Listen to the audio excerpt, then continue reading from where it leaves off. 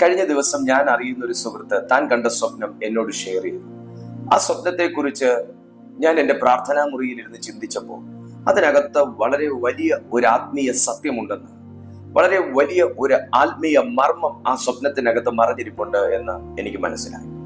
ഇന്ന് ഈ video shoot ചെയ്യാനുള്ള കാരണം, അത് ദൈവമക്കളുടെ മുന്നിലേക്ക് കൊണ്ടുവരാനുള്ള കാരണം, നിങ്ങളുടെ ജീവിതത്തിലും നിങ്ങൾ കാണുന്ന സ്വപ്നങ്ങളെ നിങ്ങൾ അവഗണിക്കരുത് എന്ന ഒരു മുന്നറിയിപ്പിന് വേണ്ടിയിട്ടാണ്. ആ ഒരു സന്ദേശം നിങ്ങളിലേക്ക് കൈമാറാനാണ്. നാം കാണുന്ന സ്വപ്നങ്ങൾ പലപ്പോഴും മറന്നു പോകാറാണ് പതിവ്, അല്ലെങ്കിൽ ചിന്തിക്കാതിരിക്കലാണ് പതിവ്. എന്നാൽ സ്വപ്നങ്ങളെ നിങ്ങൾ അവഗണിക്കരുത്. കാരണം ദൈവത്തിന്റെ ഭാഷയാണ് സ്വപ്നങ്ങൾ. സ്വപ്നങ്ങൾ ദൈവത്തിന് തന്റെ ഭക്തന്മാരോട്, വിശുദ്ധന്മാരോട്, സഭയോട് ചില ആലോചനകൾ കൈമാറാനുള്ള ദൈവത്തിന്റെ ഭാഷയാണ്. ഇയ്യോബിന്റെ പുസ്തകം വായിക്കുമ്പോൾ 33-ാമത്തെ അധ്യായം അതിന്റെ 14-15 വാക്യത്തിൽ ഇയ്യോബ് ഇങ്ങനെ പറയുന്നു: 1-2 വട്ടം ദൈവം അരുളി ചെയ്യുന്നു, മനുഷ്യൻ അത് കൂട്ടാക്കുന്നില്ല താനും. ഗാഢനിദ്ര മനുഷ്യർക്കുണ്ടാകുമ്പോൾ, അവർ ശയ്യമേൽ നിദ്ര കൊള്ളുമ്പോൾ, സ്വപ്നത്തിൽ രാത്രി ദർശനത്തിൽ തന്നെ അവൻ മനുഷ്യരുടെ ചെവി തുറക്കുന്നു, അവരോടുള്ള പ്രബോധനയ്ക്ക് മുദ്രയിടുന്നു. ഇയ്യോബ് തന്നെ പറയുന്നു, സ്വപ്നങ്ങൾ ദൈവം കാണിക്കുന്നതാണ്, ദൈവത്തിന്റെ സംസാര ഭാഷയാണ്. ആ സ്വപ്നം എന്താണെന്ന് ഞാൻ ആദ്യം നിങ്ങളോട് പറഞ്ഞിട്ട് അതിനകത്തുള്ള ദൈവവചനത്തിന്റെ ആധാരം ഞാൻ നിങ്ങളിലേക്ക് കൊണ്ടുവരികയാണ്. എന്റെ സുഹൃത്ത് എന്നോട് പറഞ്ഞു, അവന്റെ രാത്രി ഉറക്കത്തിൽ അവനെ ഭയപ്പെടുത്തുന്ന ഒരു സ്വപ്നം കണ്ടു. അവൻ വിശ്വാസത്തിലേക്ക് വരുന്നതിന് മുന്നേ തുടർന്നിരുന്ന തന്റെ സമുദായം, തന്റെ വിശ്വാസം, അതൊക്കെ വിട്ടിട്ട് ഏറെ വർഷങ്ങളായി താൻ ഇന്ന് ഒരു ശുശ്രൂഷയോടുകൂടെ താൻ ജീവിക്കുന്നു. താൻ ദൈവത്തിന്റെ വേലയിൽ വ്യാപൃതനായിരിക്കുന്നു. രാത്രിയിൽ താൻ പതിവ് പോലെ പ്രാർത്ഥിച്ചു കിടന്നു. നല്ല സ്വപ്നങ്ങൾ ദൈവം കാണിക്കണമെന്ന് താൻ ആഗ്രഹിച്ചു കിടന്നു. എന്നാൽ കാണിച്ചത് നല്ല സ്വപ്നമല്ല എന്ന് പറയാൻ നമുക്ക് പറ്റത്തില്ല. പക്ഷെ സ്വപ്നത്തിൽ തന്നെ ദൈവം എങ്ങനെ തുണച്ചു എന്നത് എനിക്ക് പഠിക്കാൻ പറ്റി. നല്ല ഒരു ഉറക്കത്തിലേക്ക് താൻ വഴുതി വീണപ്പോൾ താൻ വിട്ടേച്ചു വന്ന ആ ഒരു പഴയ വിശ്വാസത്തിന്റെ പശ്ചാത്തലത്തിലേക്ക് അവൻ കടന്നു ചെന്നു. അവന്റെ സ്വപ്നത്തിൽ അവൻ കടന്നു ചെന്നു. ആ പശ്ചാത്തലത്തിൽ താൻ പണ്ട് വണങ്ങിപ്പോന്നിരുന്ന വിഗ്രഹങ്ങളുണ്ട്, താൻ പണ്ട് അനുഷ്ഠിച്ചു വന്ന, താൻ അവിടെ കൊടുത്തിരുന്ന ചില പദാർത്ഥങ്ങളുണ്ട്. ആ സ്വപ്നത്തിലൂടെ ആരോ തന്നോട് പറയുകയാണ്, നിന്റെ ജീവിതത്തിലെ ദുരിതങ്ങൾ മാറണമെങ്കിൽ, നിന്റെ ജീവിതത്തിലെ കഷ്ടപ്പാടുകൾ മാറണമെങ്കിൽ, നീ ഇന്ന് അഭിമുഖീകരിക്കുന്ന വെല്ലുവിളികൾ മാറണമെങ്കിൽ നിനക്കൊറ്റ വഴിയേ ഉള്ളൂ. ഇന്ന ഇന്ന ഇന്ന പദാർത്ഥങ്ങൾ, ഇന്ന ഇന്ന ഇന്ന വസ്തുക്കൾ നീ വാങ്ങിക്കൊണ്ട് നീ മുൻപേ ആരാധിച്ച ആ ഇടത്തേക്ക് നീ ചെല്ലുക എന്ന് പറഞ്ഞിട്ട് ഒരു വഴി ആ മനുഷ്യന് പറഞ്ഞു കൊടുത്തു. ആ മനുഷ്യൻ നടന്നു. അവന്റെ ജീവിതത്തിൽ അവനൊരു സമാധാനമാണ് ആവശ്യം, അവനൊരു വിടുതലാണ് ആവശ്യം, അവനൊരു സ്വസ്ഥതയാണ് ആവശ്യം, അവന് സ്വൈര്യകരമായി ജീവിക്കണം, അവന് ദൈവത്തിന്റെ വേലയിൽ അവന് വർദ്ധിച്ചു വരണം. അവന്റെ സ്വപ്നത്തിലെ ആഗ്രഹമാണ്. എന്തായാലും എനിക്ക് സമാധാനം കിട്ടുന്ന ഒരു കാര്യമല്ലേ എന്ന് പറഞ്ഞ് ഇതും കൂടെ വാങ്ങിക്കൊടുത്ത് അവിടെ ചെന്ന് ഇനി മേലാൽ ഞങ്ങളെ ഉപദ്രവിക്കരുത് എന്നൊന്ന് പറഞ്ഞേച്ചും വരാം എന്ന് പറഞ്ഞ് അവനൊരു കടയിൽ ചെന്ന് പറഞ്ഞ വസ്തുക്കളെല്ലാം വാങ്ങി അവിടെ കൊടുക്കാൻ വേണ്ടി വാങ്ങി. അവൻ നടക്കവേ നടന്ന് നടന്ന് നടന്ന് താൻ നീങ്ങുന്നത് ഒരു ഇരുട്ടുള്ള പ്രദേശത്തേക്കാണ്. ഒത്തിരി മരങ്ങളും വല്ലാത്ത വിജനമായ ഒരു അന്തരീക്ഷവും ഒരു കാടിന്റെ അനുഭവത്തിലേക്കും അവൻ നടന്ന് നീങ്ങി. അവൻ നടന്നു നീങ്ങുമ്പോഴെല്ലാം ഈ വെളിച്ചം കുറഞ്ഞു വരുന്നു. വല്ലാത്ത ഒരു സന്ധ്യ മയങ്ങിയ ഒരു അനുഭവത്തിലേക്ക് അവൻ എത്തി. മുൻപോട്ട് നീങ്ങും അവന്റെ ഉള്ളിൽ തന്നെ എന്തോ ഒരു വല്ലാത്ത അങ്കലാപ്പ് അവന് തോന്നുന്നു. എന്തോ ഞാൻ വഴി തെറ്റിയാണോ പോകുന്നത്, അല്ല ഞാൻ ഈ പോകുന്ന കാര്യം നേരുള്ളതോ എന്നുള്ള പല ചിന്തകൾ അവനെ അലട്ടിയെങ്കിലും അവൻ ആ വഴിയെ മുൻപോട്ട് നീങ്ങി. കാരണം സ്വപ്നത്തിൽ അവനോട് സ്വപ്നത്തിൽ അവൻ കേട്ട ഒരു ശബ്ദത്തിൽ അവൻ മുമ്പോട്ട് പോവാണ്. അവൻ പറയുന്നു, നടവഴികളില്ല, വഴി വെട്ടിയിട്ടില്ല, ആരൊക്കെയോ എപ്പോഴോ നടന്നതിനെ പ്രതി കരിയിലകൾ അമർന്നു കിടക്കുന്നത് കൊണ്ട് ആ ഒരു വഴി നോക്കി അവൻ അങ്ങനെ അങ്ങ് പോവാണ്. അവസാനം അവൻ ചെന്ന് ഒരു പടിക്കെട്ടിറങ്ങുന്ന ഒരു അനുഭവത്തിലേക്ക് വന്നു. ആ പടിക്കെട്ടിറങ്ങി അവൻ വലത്തേക്ക് നോക്കിയപ്പോ ഭയപ്പെടുത്തുന്ന ഒരു രൂപം ഇരിക്കുന്ന ഒരു സ്ഥലം അവൻ കണ്ടു. വല്ലാത്ത ഒരു സ്ഥലം, അതൊരു ആരാധനാലയമാണ്. എന്നാൽ ആ ആരാധനാലയത്തിന്റെ അന്തരീക്ഷം എന്ന് പറയുന്നത് ഒട്ടും വെളിച്ചമില്ലാത്ത, വല്ലാതെ ഇരുട്ട് നിറഞ്ഞ, മുഴുവനും ഇരുണ്ട നിറം ചായം പൂശിയ ഒരു സ്ഥലം. ചായം പൂശിയ ആ ഒരു ആരാധനാലയത്തിനകത്ത് അവൻ ഒരു വിഗ്രഹത്തെ കണ്ടു. അത് അവനെ ഭയപ്പെടുത്തുന്നതായിരുന്നു. കുറെ സമയം അവൻ അതിലേക്ക് തന്നെ നോക്കി നിന്നു. എന്നിട്ട് അവൻ ഇങ്ങനെ ചിന്തിക്കുകയാണ്, ഇവിടെ കയറി ഞാൻ ഈ വാങ്ങിയ വസ്തുക്കൾ കൊടുത്തിട്ട് ശരി, ഇവിടെ കൊണ്ട് നമ്മൾ തമ്മിലുള്ള എല്ലാ ബന്ധവും അവസാനിക്കുകയാണ്. ഇനി നീ എന്നെ തേടി വരരുത്, എന്റെ കുടുംബത്തെ തേടി നീ വരരുത് എന്ന് യേശുവിന്റെ നാമത്തിൽ ആജ്ഞാപിച്ചിട്ട് ഇറങ്ങാം എന്നവൻ ആ നടയിൽ നിന്ന് ചിന്തിച്ചിട്ട് പിന്നെയും അവന്റെ മനസ്സനുവദിക്കാതെ വാങ്ങിയ വസ്തുക്കളും കയ്യിലേന്തി അവൻ തിരിഞ്ഞു നടന്നു. അവൻ ഒരു വിജനമായ പ്രദേശത്തേക്ക്, ഒരു റോഡിലേക്ക് അവൻ ചെന്ന് കടന്നതും ചെന്നിറങ്ങിയതും അവന്റെ കണ്ണു തുറന്നു. ഈ സ്വപ്നം അവൻ എന്നോട് ഇങ്ങനെ പറഞ്ഞുകൊണ്ടിരുന്നപ്പോൾ എനിക്ക് ഒത്തിരി കാര്യങ്ങൾ ഞാൻ അതിനെക്കുറിച്ച് ചിന്തിച്ചപ്പോൾ എന്റെ തലയ്ക്കകത്തോട് ഇങ്ങനെ ഓടിപ്പോയി. നോക്കൂ, ഇത് നമ്മുടെ ജീവിതവുമായി വളരെ ബന്ധമുണ്ടാകാൻ സാധ്യതയുണ്ട്. പ്രത്യേകിച്ച് പല വിശ്വാസങ്ങളിൽ നിന്നും ക്രിസ്തുവിനെ അറിഞ്ഞു വന്നവർ ഈ വീഡിയോ കാണുന്നുണ്ട്. ഈ വീഡിയോ ഒരിക്കലും ഒരു മതത്തെയോ ഒരു വിശ്വാസങ്ങളെയോ ഒന്നും തന്നെ ക്രിട്ടിസൈസ് ചെയ്യാനോ ഒന്നും ഉള്ളതല്ല. ഇത് തികച്ചും ഒരാത്മീയമായ ഒരു കാര്യം മാത്രം. ഈ സ്വപ്നം അവൻ എന്നോട് ഷെയർ ചെയ്തപ്പോൾ ഒത്തിരി കാര്യങ്ങൾ എന്റെ ഉള്ളിലേക്ക് കടന്നു വന്നു. ഈ സ്വപ്നത്തിനകത്ത് അവൻ എടുത്ത ഒരു തീരുമാനം അവന്റെ ജീവിതത്തിൽ ഒരു വലിയ ബ്രേക്ക് ത്രൂ ആണ്. കാരണം അവൻ വിട്ടേച്ചു വന്ന ആ പാരമ്പര്യത്തിന്റെ അനുഭവത്തിലേക്ക് ശത്രു അവനെ കൊണ്ടുപോയപ്പോ ആ സ്വപ്നത്തിലൂടെ സംസാരിച്ചത് ദൈവമല്ല.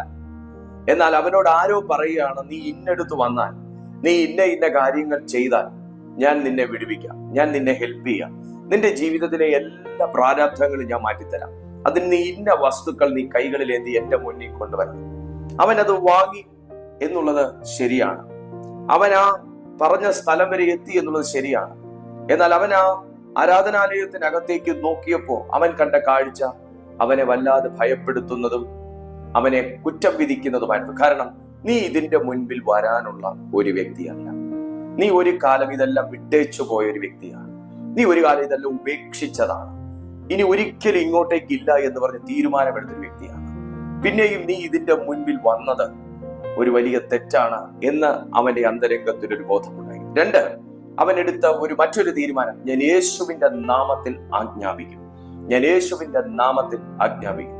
എന്നെ കേൾക്കുന്ന മാന്യ സഹോദരങ്ങളെ, ആ മനുഷ്യൻ കൊണ്ടുപോയ പദാർത്ഥങ്ങൾ, വസ്തുക്കൾ അവിടെ കൊടുത്ത്, അവിടെ പ്രാർത്ഥിച്ച്, അവിടെ അവൻ മടങ്ങിപ്പോയി എങ്കിൽ അവന്റെ ജീവിതത്തിൽ അന്നുകൊണ്ട് അവന്റെ ആത്മീയ ജീവിതം തകർന്നേനെ, അന്നുകൊണ്ട് അവന്റെ ശുശ്രൂഷ തീർന്നേനെ.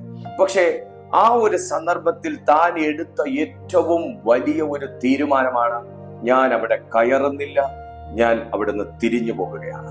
നമ്മുടെ കണ്ണിന്റെ മുമ്പിലും നമ്മുടെ കാതുകളിലേക്കും നമുക്ക് സ്വീകരിച്ചുകൂടാത്ത, നമുക്ക് എടുത്തുകൂടാത്ത, നമുക്ക് അനുവർത്തിച്ചുകൂടാത്ത ചില ഉപദേശങ്ങൾ, ചില വിശ്വാസങ്ങൾ, ചില പഠിപ്പിക്കലുകളൊക്കെ നമ്മുടെ മുമ്പിലേക്ക് വന്നു എന്നിരിക്കാം. എന്നാൽ അവിടെ നിന്ന് മുഖം തിരിച്ചു പോകാൻ കഴിയുക എന്നുള്ളത് പരിശുദ്ധാത്മാവ് അകത്ത് പ്രവർത്തിക്കുന്ന ഒരു മനുഷ്യന്റെ ഏറ്റവും വലിയ ഒരു ലക്ഷണമാണ്. ഇന്ന് ഈ സന്ദേശം ചില വചനങ്ങളിലൂടെ നിങ്ങളെ കൊണ്ടുപോകാൻ പോവുകയാണ്. ചില പാരമ്പര്യത്തിന്റെ ശക്തികളിൽ അറ്റാക്ക് ചെയ്യപ്പെടുന്ന വ്യക്തികൾ ഈ മീറ്റിങ്ങിനകത്തുണ്ട്. നമ്മൾ കരുതും ഒരിക്കലും നമ്മൾ വിട്ടുകഴിഞ്ഞാൽ ചിലതൊക്കെ നമ്മെ തേടി വരത്തില്ലെന്ന്. എന്നാൽ ഞാൻ നിങ്ങളോട് പറയട്ടെ, കർത്താവിന്റെ 2ാം വരവോളവും അങ്ങനെയുള്ള ചില പിന്തുടർച്ചകൾ ഒരു ദൈവമക്കൾക്ക് നേരെ ഉണ്ടാകും. എന്നാൽ അതിനകത്ത് ജയം പ്രാപിക്കാനുള്ള സർവാധികാരവും അവകാശവും നമുക്ക് കർത്താവായ യേശു ക്രിസ്തു മൂലം നൽകപ്പെട്ടിരിക്കുന്നു. നിങ്ങൾ ശ്രദ്ധിച്ചേ, സ്വപ്നത്തിന്റെ ആത്മീയ പശ്ചാത്തലമൊന്നും പഠിക്കുമ്പോൾ നമുക്ക് മനസ്സിലാകും ഇതൊരു പാരമ്പര്യ ബന്ധങ്ങളിൽ നിന്നുള്ള പിന്തുടർച്ചയാണ്. നാം അതിനെ വിട്ടുവെങ്കിലും നമ്മെ വിടാൻ കഴിയാത്ത ഒരു തലം ആ സ്വപ്നത്തിനകത്ത് വിശദീകരിക്കുന്നുണ്ട്. ഇത് ഈ മീറ്റിംഗിൽ അറ്റൻഡ് ചെയ്യുമ്പോൾ പല വിശ്വാസങ്ങളിൽ നിന്ന് കർത്താവായ യേശുവിനെ രക്ഷകനായി സ്വീകരിച്ച് ഇന്ന് ഈ മീറ്റിംഗിന്റെ മുമ്പിൽ ഇരിക്കുന്ന, ഇന്ന് ഈ വീഡിയോ സന്ദേശത്തിന് മുമ്പിൽ ഇരിക്കുന്ന നിങ്ങൾ ഒന്ന് ചിന്തിക്കുക, എന്തെങ്കിലും ഒരു പിന്തുടർച്ച നിങ്ങളുടെ ജീവിതത്തിൽ നിങ്ങൾ അനുഭവിക്കുന്നുണ്ടോ? സ്വപ്നങ്ങളിലൂടെ, ഓർമ്മകളിലൂടെ, അവിശ്വാസങ്ങളിലൂടെ നിങ്ങളെ ഇങ്ങനെ അത് ഫോളോ ചെയ്യുന്നുണ്ടോ? നിങ്ങൾ അകത്തേക്ക് കയറി വരുന്നുണ്ടോ? അവിടെ നമുക്ക് കാണാനായി കഴിയും ഒരു പാരമ്പര്യ ബന്ധം ഉണ്ട്.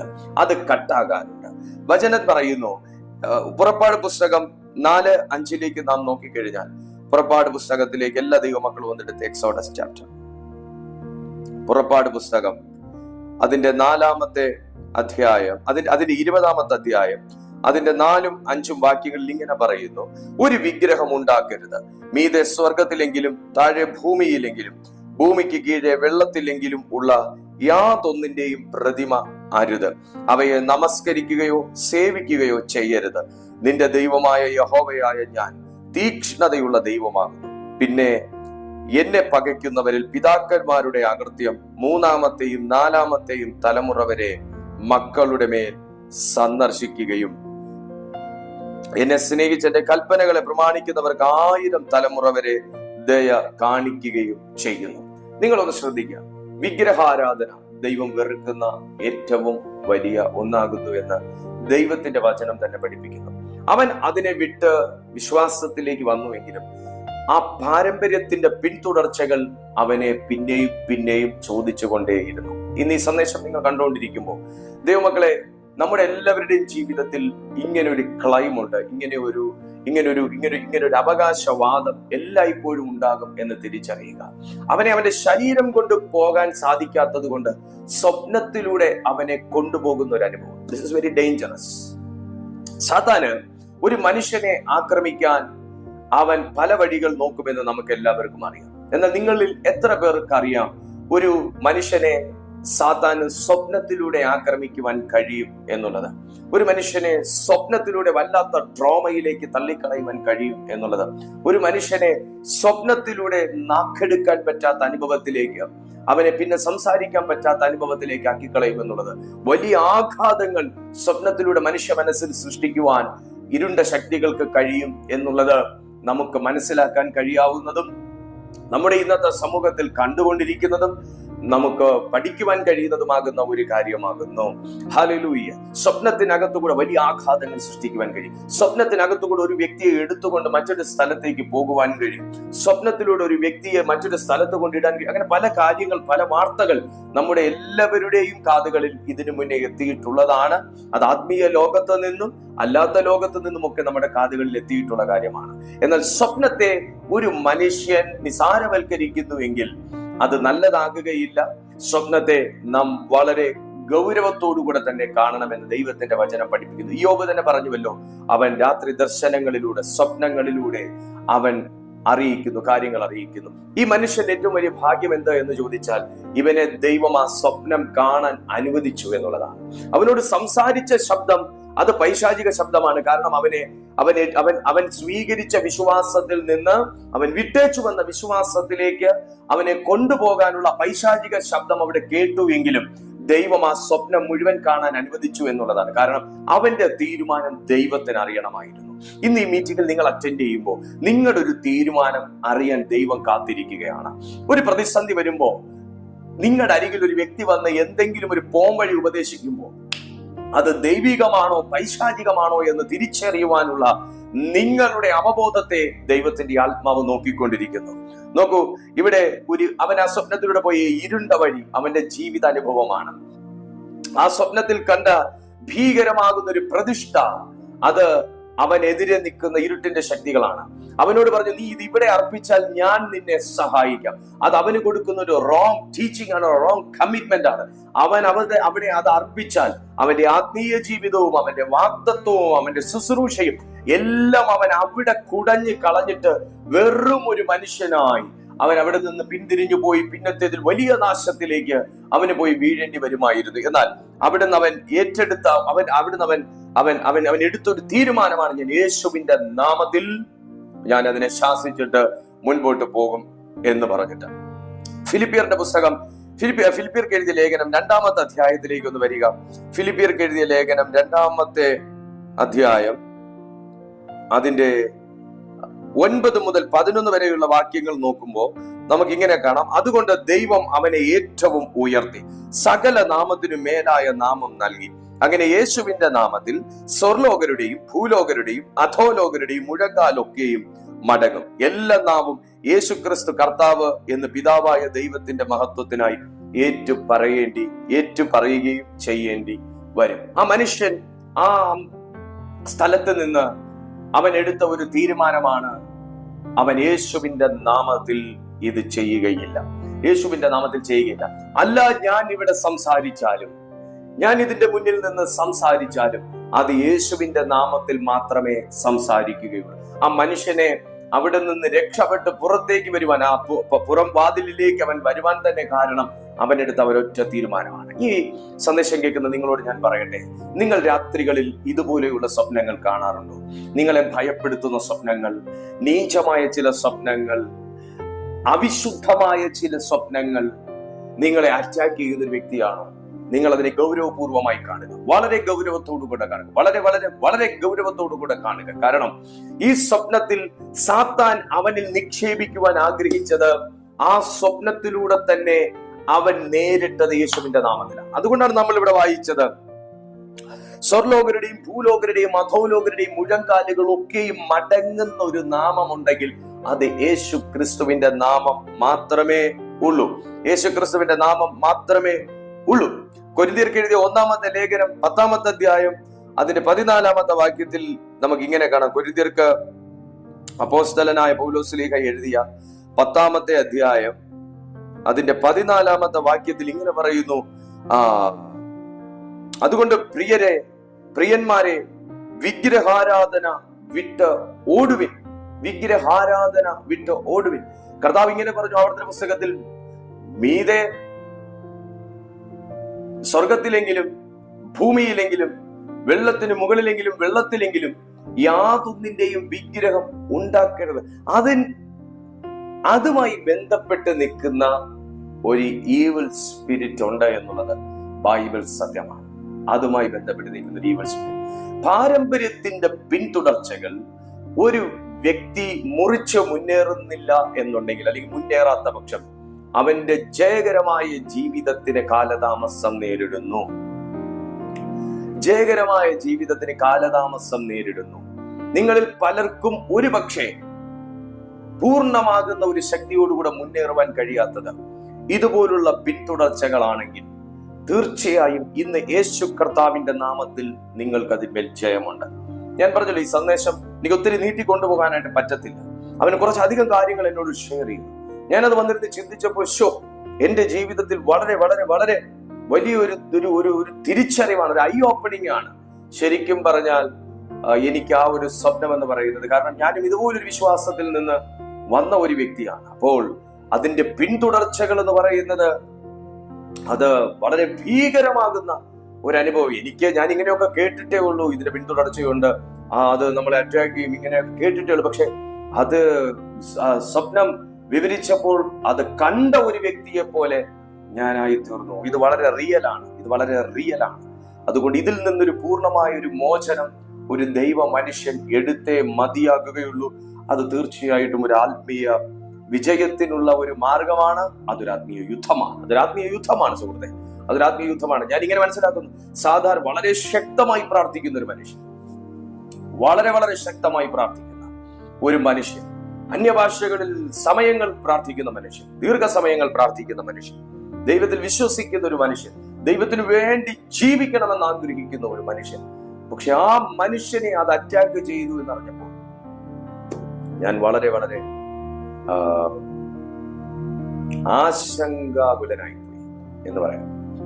കാരണം പ്രാർത്ഥനയില്ലാത്തവനാണെങ്കിൽ കുഴപ്പമില്ല, ദൈവവുമായിട്ട് ബന്ധപ്പെടാൻ താല്പര്യമില്ലാത്ത അല്ലെങ്കിൽ ഒരു അലസനാണെങ്കിൽ കുഴപ്പമില്ല.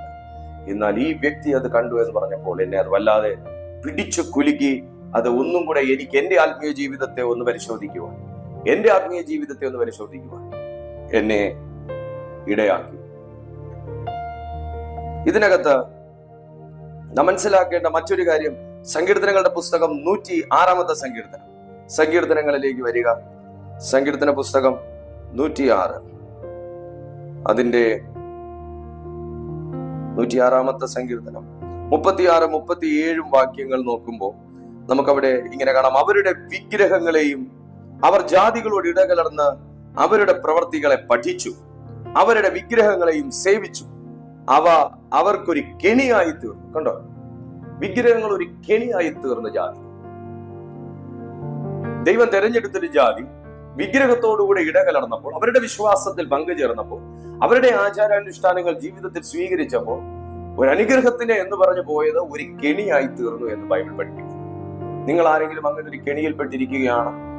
നിങ്ങൾ ഒരിക്കൽ ഉപേക്ഷിച്ച ആ ഒരു പാതയെ വീണ്ടും നിങ്ങൾ പിന്തുടരുന്ന ഒരു വ്യക്തിയാണ്? ആ വിശ്വാസത്തെ നിങ്ങൾ വീണ്ടും സ്വീകരിക്കുവാൻ ഇഷ്ടപ്പെടുന്ന, അല്ലെങ്കിൽ ഭാഗികമായി ആ വിശ്വാസത്തെ സ്വീകരിക്കുന്ന ഒരു വ്യക്തിയാണ്? അതിൽ നിന്ന് രക്ഷപ്പെടുക. തിരുവെഴുത്ത് പറയുന്നു, അതൊരു കെണിയായി തീർന്നു. തങ്ങളുടെ പുത്രന്മാരെയും പുത്രിമാരെയും അവർ ഭൂതങ്ങൾക്ക് ബലി കഴിച്ചു. അവർ ഭൂതങ്ങൾക്ക് ബലി കഴിച്ചു.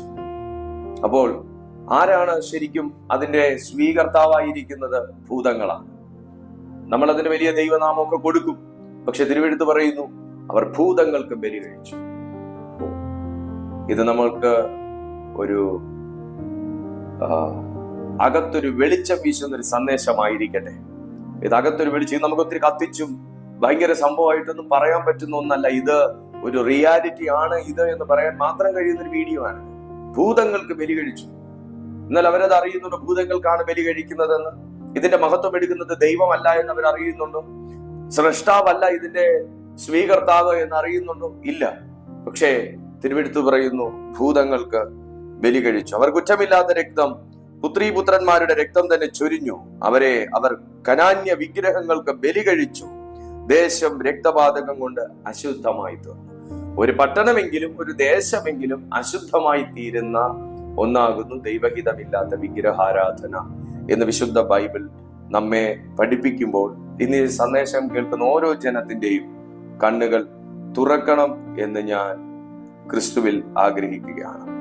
പകരം നാം എന്താണ് ചെയ്യേണ്ടത്? യോഹന്നാന്റെ സുവിശേഷം 14-ാമത്തെ അധ്യായത്തിലേക്ക് വന്നാൽ അതിന്റെ 6-ാമത്തെ വാക്യം ഇങ്ങനെയാണ് നമ്മെ പഠിപ്പിക്കുന്നത്: ഞാൻ തന്നെ വഴിയും സത്യവും ജീവനും ആകുന്നു.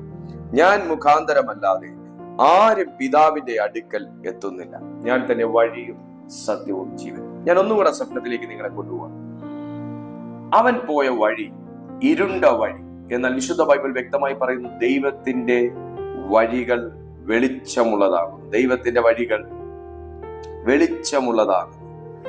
പരിശുദ്ധാത്മാവ് നമ്മെ പാരമ്പര്യത്തിന്റെ ബന്ധനങ്ങളിൽ നിന്നും മോചിപ്പിച്ച് നമ്മുടെ ഇരുണ്ട വഴിയിൽ നിന്ന് നമ്മെ അകറ്റി പ്രകാശമുള്ളൊരു വഴിയിലാണ് കൊണ്ടു നിർത്തിയിരിക്കുന്നത്. അപ്പോൾ ഇവിടെ കർത്താവ് പറയുന്നു, ഞാൻ തന്നെ വഴിയും സത്യവും ജീവനാകുന്നു. അവൻ കടന്നുപോയ വഴി, അവനൊരു ജീവനെ തേടിയാണ് പോയത്. ജീവൻ സംരക്ഷിക്കണം എന്ന ആഗ്രഹത്തിലാണ് അവൻ പോയത്. എന്നാൽ ആ ഒരേ വഴിയിൽ തന്നെ ഇരുണ്ട വഴിയും അവന്റെ ജീവൻ നഷ്ടപ്പെടുന്ന ഒരു സാധ്യതയും അവിടെ ഉണ്ടായിരുന്നപ്പോഴും അവൻ യേശുവിന്റെ നാമം ആ സന്ദർഭത്തിൽ ഓർത്തതുകൊണ്ട് അവൻ അവിടെ കയറാതെ തിരിഞ്ഞു പോയി കളയാം എന്നവൻ ചിന്തിച്ചതാണ് അവന്റെ ജീവിതത്തിൽ അവന്റെ ജീവനെ കൊള്ള കണ്ടു കിട്ടിയതുപോലെ അവന് തിരികെ അവന്റെ വീട്ടിലേക്ക് കൊണ്ടുവരുവാൻ കഴിയുന്നത്. എന്നെ കേൾക്കുന്ന മാന്യ സുഹൃത്തെ, നിങ്ങളൊരു പാരമ്പര്യ ബന്ധനത്തിനകത്താണെങ്കിൽ,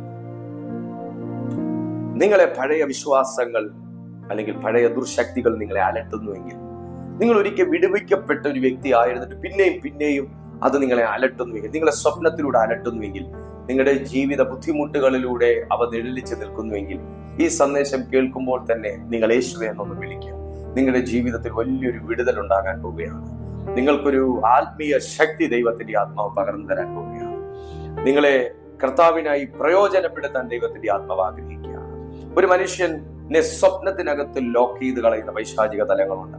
ഞാൻ തീർച്ചയായിട്ടും അതിനെക്കുറിച്ച് ഒരു വീഡിയോ ചെയ്യണമെന്ന് ആഗ്രഹിക്കുന്നു. സ്വപ്നത്തിനകത്ത് ലോക്ക് ചെയ്ത് കളയുന്ന പൈശാചിക ശക്തികൾ, അതിൽ നിന്ന് ദൈവത്തിന്റെ ആത്മാവ് നിങ്ങളെ വിടുവിക്കുവാൻ ശക്തനാണ്. ദൈവം അത് ആഗ്രഹിക്കുന്നു. ഹല്ലേലൂയ. അങ്ങനെ ഒരു വിടുതൽ എന്റെ മേൽ പകരണമേന്ന് നിങ്ങൾക്ക് ഇപ്പോൾ ഒന്ന് കമന്റ് ചെയ്യാൻ കഴിയുമോ?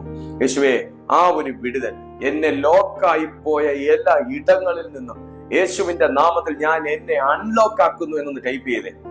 എന്നെ സാത്താൻ ലോക്കാക്കിയിട്ടിരിക്കുന്ന എല്ലാ ഇടങ്ങളിൽ നിന്നും ഒന്ന് ടൈപ്പ് ചെയ്താട്ടെ. എന്നെ സാത്താൻ ലോക്കാക്കിയിട്ടിരിക്കുന്ന എല്ലാ ഇടങ്ങളിൽ നിന്നും ഞാൻ യേശുവിന്റെ നാമത്തിൽ എന്നെ അൺലോക്ക് ആക്കുന്നു. ഓ ഹല്ലേലൂയ. ഇത് പറഞ്ഞുകൊണ്ടിരിക്കുമ്പോൾ തന്നെ അങ്ങനെയുള്ള തുറവികൾ ഇതിനകത്ത് സംഭവിക്കുകയാണ്. ഓപ്പണിംഗ് ഇതിനകത്ത് നടക്കുകയാണ്. ലോക്കായി കിടക്കുന്നവർ യേശുവിന്റെ നാമത്തിൽ അൺലോക്ക് ആകാൻ തുടങ്ങുകയാണ്. ദൈവത്തിന്റെ ശക്തിയിൽ കൃപാവരങ്ങളിൽ ജ്വലിച്ചു കൊണ്ടിരുന്നിട്ട് അതെല്ലാം ലോക്കായി കിടക്കുന്ന ചില വ്യക്തികളെ യേശുവിന്റെ നാമത്തിൽ സ്വർഗം അൺലോക്ക് ആകട്ടെ. ഇപ്പോൾ പ്രാർത്ഥനയിൽ ലോക്കായി പോയവർ യേശുവിന്റെ നാമത്തിൽ അൺലോക്ക് ആകട്ടെ. ബുദ്ധിയിൽ ലോക്കായി പോയവർ യേശുവിന്റെ നാമത്തിൽ അൺലോക്ക് ആകട്ടെ. ബന്ധങ്ങളിൽ ലോക്കായി പോയവർ യേശുവിന്റെ നാമത്തിൽ അൺലോക്ക് ആകട്ടെ. ഒരാമേൻ ടൈപ്പ് ചെയ്യാൻ പറ്റുമോ? ഒരാമേൻ ടൈപ്പ് ചെയ്യാൻ പറ്റുമോ? യേശുവിന്റെ നാമത്തിൽ ഹല്ലേലൂയ. ഇപ്പോൾ തന്നെ നിങ്ങൾക്ക് അറിയാവുന്നവർക്കെല്ലാം ഈ വീഡിയോ നിങ്ങൾ ഇപ്പോൾ ഒന്ന് ലൈക്ക് കൊടുത്ത ശേഷം ഒന്ന് ഷെയർ ചെയ്യണം. നിങ്ങൾ ഈ അവസ്ഥയിൽ തുടരുന്ന ചില വ്യക്തികളെ നിങ്ങൾ അറിയുന്നുവെങ്കിൽ ഇപ്പോൾ തന്നെ ഈ വീഡിയോക്ക് ആദ്യം നിങ്ങളൊരു ലൈക്ക് കൊടുക്കുക. എന്നിട്ട് നിങ്ങൾ ഇപ്പോൾ തന്നെ ഈ വീഡിയോ ഷെയർ ചെയ്യുക. അവരോട് പറയുക, ഇത് കാണുക, ഇത് ദൈവത്തിന്റെ സന്ദേശമാണ്, ഇതൊരു അറിയിപ്പാണ്, അരുളപ്പാടാണ്. ഞാൻ ഇങ്ങനെയാണ് എന്റെ സുഹൃത്തിനെ കുറിച്ച് കരുതുന്നത്. കാരണം അവന് ദൈവം ഈ സ്വപ്നം കാണിച്ചു കൊടുത്തപ്പോ അവനെ ദൈവം പരിഹസിക്കുകയായിരുന്നില്ല. അവന് ദൈവം ഒരു മുന്നറിയിപ്പ് കൊടുക്കുകയായിരുന്നു. മോനെ, നിന്നെ മുന്നേറാൻ സമ്മതിക്കാത്ത ഇരുണ്ട ശക്തികൾ ഇപ്പോഴും ഉണ്ട്. നിനക്ക് അതിന്റെ മേലൊരു അധികാരം വേണം. ഓ ഹല്ലേലൂയ. മോനെ, നിന്നെ മുന്നേറാൻ സമ്മതിക്കാത്ത ഇരുണ്ട ശക്തികൾ ഇപ്പോഴും നിന്റെ പുറകിലുണ്ട്. അതിനെ ജയിക്കാൻ നിനക്ക് ഈ ബലം പോരാ, നിനക്കൊരു പ്രത്യേക ബലം വേണം. യേശുവിന്റെ നാമത്തിൽ മോനെ, അതിനെ ജയിക്കാൻ, മോനെ, അതിനെ നിനക്ക് ഓവർകം ചെയ്യാൻ, അതിന്റെ തന്ത്രങ്ങളെ ജയിക്കാൻ നിനക്ക് ഈ ലോകത്തിന്റെ ശക്തി പോരാ, നിനക്ക് പുതിയൊരു ബലം വേണം എന്നുള്ള ഒരു മുന്നറിയിപ്പായിരുന്നു ആ സ്വപ്നം.